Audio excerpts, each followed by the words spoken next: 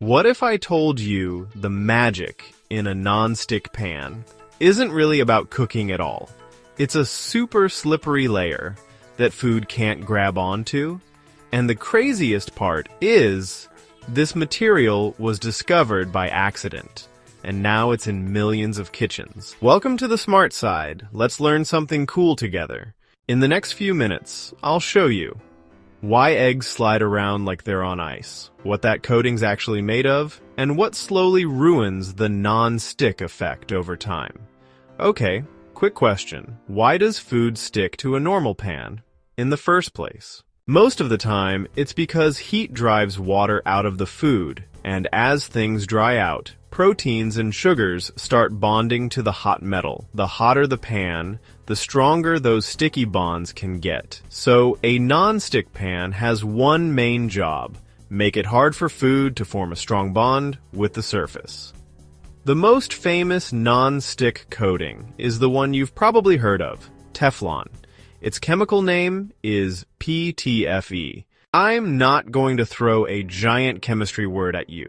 You don't need it. Here's the simple version. PTFE is like a long backbone of carbon, covered in fluorine atoms, almost like a protective shield. And fluorine holds on incredibly tightly. That makes the coating very stable and very hard for other stuff to attach to.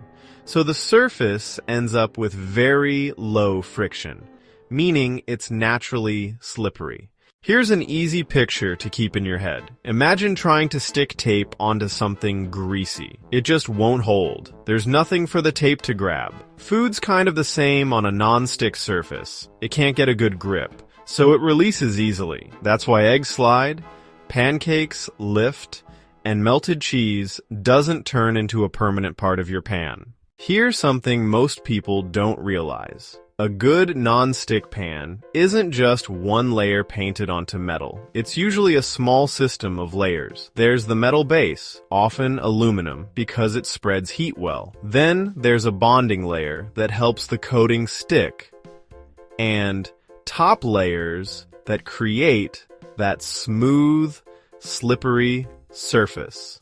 So when a non-stick pan wears out, it's usually that top surface getting rougher or damaged, not the whole pan suddenly failing. Now, the big question: why does non-stick stop working over time? It usually comes down to three things. First, scratches. Even if the coating's chemically tough, metal utensils can scratch it. Once you get tiny grooves, food finds places to latch on. Second, overheating. If you heat a non-stick pan too much, especially when it's empty, the coating can start to degrade and lose performance.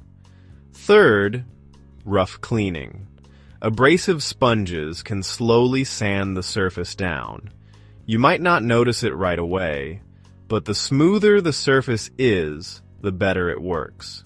So rough it up and sticking comes back. If you want your non-stick pan to last, a few simple habits help a lot. Use wood, silicone, or nylon tools. Don't crank the heat to max, especially with an empty pan, and clean it gently. No harsh scrubbing. PTFE isn't the only type of non-stick coating. Some pans use ceramic coatings, more like a smooth, glassy layer.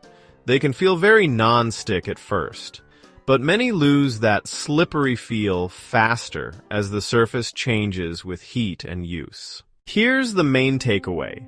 Non-stick pans work because the coating makes it hard for food to bond to the surface.